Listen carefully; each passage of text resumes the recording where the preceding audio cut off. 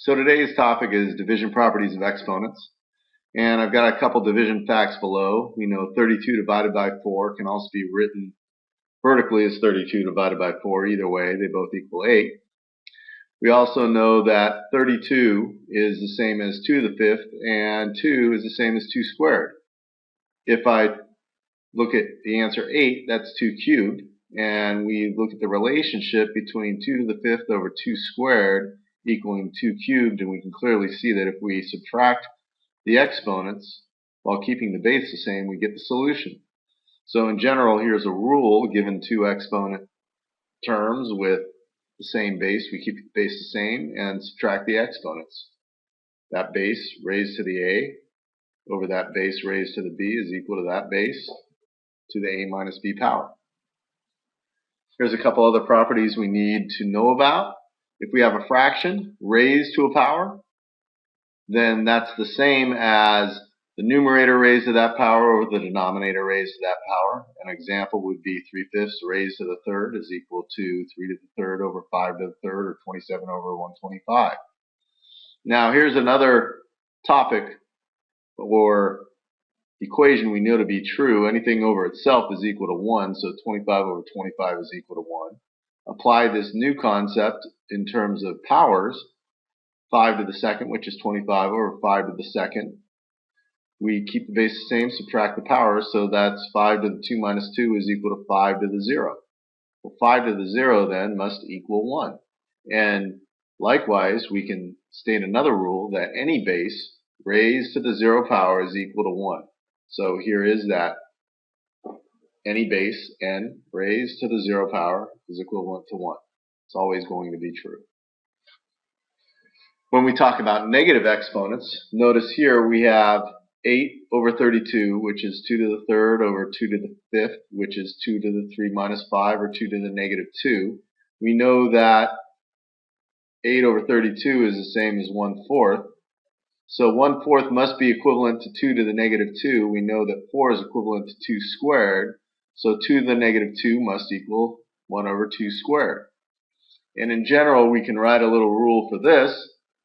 For any non-zero number, so that base number is non-zero, and having exponents n, then any base raised to the negative power is the same as the reciprocal of that base to the power. So I have a couple examples for us. 3 to the negative 2 is equal to the reciprocal of 3 to the positive 2. So 3 to the negative 2 is 1/9. Likewise, if I have a reciprocal already, or 1 over a base raised to a negative power, then I take the reciprocal of that. If it's in the denominator, it goes to the numerator and is now raised to the positive power. Again, here's m to the negative 5th. That's the reciprocal of m to the 5th. When I have a fraction raised to a negative power, I can either do one of two things. I can take the reciprocal of that fraction and raise it to that power, or I can say I have a term raised to a power, so that's 2 to the negative 2 over 5 to the negative 2. Each base has a negative exponent, so take the numerator, put it in the denominator, that's the reciprocal, put it to the positive power. Denominator goes to the numerator, that's the reciprocal, and give it to the positive power, and then square both, so I get 25 over 4. It's going to be an important concept. So now we're going to go through a series of exercises, and I will take and show you a couple of different ways I would go about solving these. In our first example, we notice we have 16 over 6, neither of which is a base of any exponent. So this is just a number. In fact, I'm going to separate it for us so we see that. 16 over 6, and then I have a to the 5th, b to the 20th, over a to the 12th, b to the 3rd. I handle my numbers different than I do my exponents. So 16 over 6, I know that 2 goes into both, 8 and 3 times. And then for my exponents, I have 5 and 12 as this same base of a, so I take 5 minus 12. And I have a base of b and take 20 minus 3. Now, in this case, we subtract these and have 8 over 3, and this is a to the negative 7, and b to the 17th. Now, typically they ask to give answers with no negative exponents. So if I see this negative exponent, I take its reciprocal, and since it's in the numerator, I'll put it in the denominator, and I have the positive power now. And this is my final solution.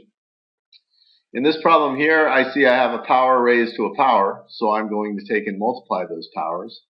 That's x to the 10th and y to the 25th over y to the 40th and z to the 15th.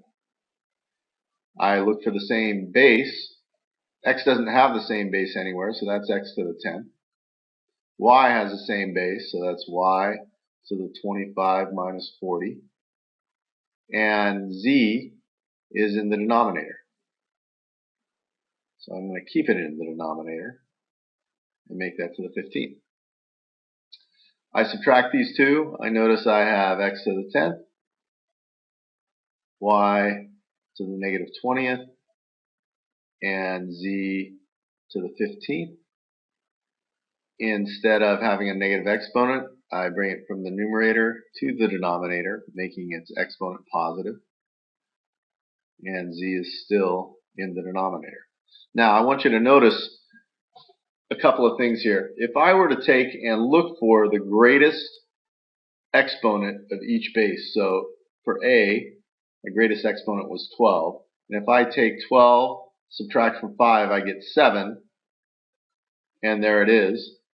And then if I were to find my greatest exponent of like bases here, I have 40 and 25. Subtract 40 minus 25, I get 20. Notice where it appears. In this problem over here, I have 20 and 3. Take 20 minus 3, get 17. Notice where it appears. In each case, you'll notice the answer of the greatest exponent appears wherever the greatest exponent is after subtracting, if that makes any sense to you. So I've got a little bit of rule here. Find the greatest exponent of the base, and the solution will be on that half of the fraction. So I'll go through and do a couple more examples using this concept. Let's go here. I have 12 to the 14th. This is a power raised to a power, so I'm going to multiply powers. Remember, you have that unwritten power of 1 on the 3, so I have 12 x to the 14th over 3 squared x to the 20th. Let's just simplify that a little bit. That's 12 x to the 14th over 9 x to the 20th. So in this case, I look at my numbers, 12 and 9. 3 go into both. 4 on the top, 3 on the bottom. And now we're going to use that principle of finding the biggest exponent power, which is 20, keeping my answer on that half of the fraction, and then subtracting the powers. 20 minus 14 is 6. That way I avoid going, well, I have a negative exponent and then I have to bring it down to the denominator. So this is 4 over 3x to the 6th. Likewise, in this problem, what I prefer to do first, and some people may differ in this opinion, but I like to take and make sure all my exponents are positive to start with. So I have x to the 7th, I have x to the 4th in the denominator.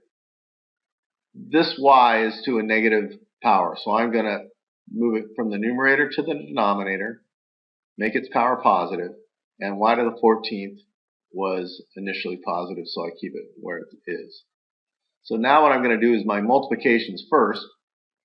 I see I have a multiplication of y to the 12th and y to the 14th, which means I keep the base the same and add the powers. So I have x to the 7th, x to the 4th, y to the 26th. And then I'm going to take and find the greatest exponent for the same base, since I have a fraction. And I'm going to keep my x solution in the numerator because that's where the biggest exponent is. Subtract 7 minus 4, which gives me 3, so I have x to the third, and y stays in the denominator. Let's do the next one. Again, I have a couple options here. I prefer to do all my powers of powers first, if you will. So in this case, there's that unwritten power of 1 here. So what I have is I have 24 to the negative 1 since I'm multiplying powers, x to the negative 5, y to the positive 7 over 2, x to the negative 8, and y to the 13. Once again, I like making all my negative exponents positive, which means taking reciprocals. So 24 moves from the numerator to the denominator, and it's to the first power, so that's just 24. X to the fifth moves to the denominator. Y to the seventh stays where it is.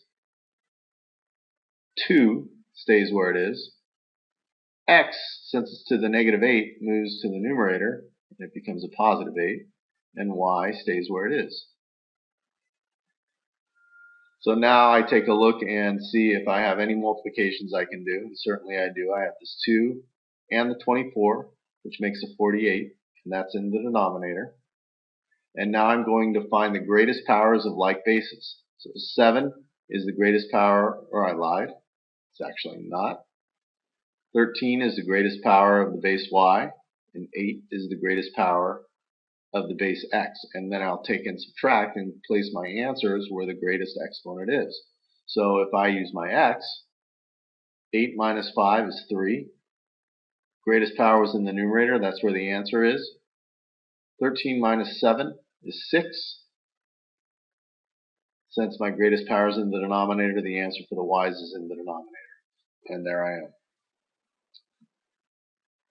So in this last example, you'll notice we have a fraction raised to a negative power. Now, you can do this a lot of different ways, and just for argument's sake, I'll do what's inside the parentheses first, and then I'll bring my negative 2 in. It's a little bit different than I did the last problem, and the only reason I say that is, in this case here, I have a 6 and a 14. And rather than making this problem a lot bigger by squaring this and squaring this, I can reduce these two first. In fact, maybe that's all I'll do first. So I know a 2 goes into 6 and a 2 goes into 14. 2 goes into 6 3 times. And 2 goes into 14 7 times. So that's the only reduction I'm going to do first. And then I'll say that's x to the 9th, y to the negative 10th. That's x to the 4th, y to the 6th. And that's still to the negative 2. So now I'll go ahead and raise the power to the power. Again, remembering that I have powers of 1 on both the 7 and the 3. So this is 3 to the negative 2, x to the negative 18th, y to the 20th, over 7 to the negative 2, x to the negative 8, and y to the negative 12. I'm going to make all my negative exponents positive exponents by taking reciprocals. The 3, since it's a negative exponent, moves down. Exponent becomes positive. X, negative exponent, moves down, becomes positive. Y to the 20th stays where it is. Let's go down to the denominator. 7, since it's a negative exponent, is going to take and move to the numerator. Exponent's positive. X to the 8, negative. Exponent moves to the numerator. Exponent becomes positive. Y, negative 12th, moves to the numerator, becomes positive exponent. I'll multiply anything together that I can. I see a 7 squared, which is 49. I see an x to the 8th. And y to the 20th and y to the 12th. Keep the base the same. Add the powers. Over 3 squared, which is 9. And x to the 18th. 49 over 9 goes nowhere. X has a common base with the x in the denominator. Find the greatest power and subtract, keeping the x answer in the denominator. So I have the 49 over 9 left. x to the 18 minus 8 is 10, and then I have y to the 32nd. So those are pretty much all the tricks I think I can throw at you. Why don't you write a lesson summary, solve those problems below, and we'll go over this again tomorrow. Take care.